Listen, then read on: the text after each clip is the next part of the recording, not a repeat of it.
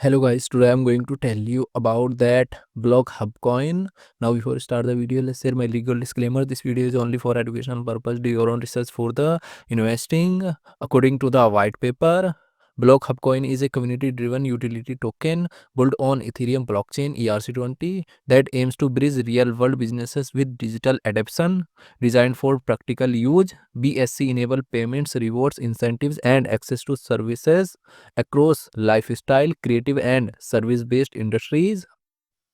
The project focuses on building a sustainable blockchain ecosystem through local businesses, integration, education, and community empowerment, encouraging users and partners to adopt token based transaction in everyday life.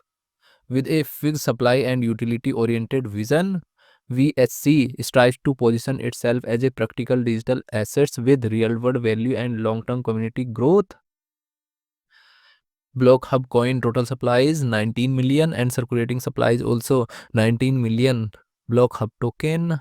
Block Hub token is listed on xt.com and other exchanges.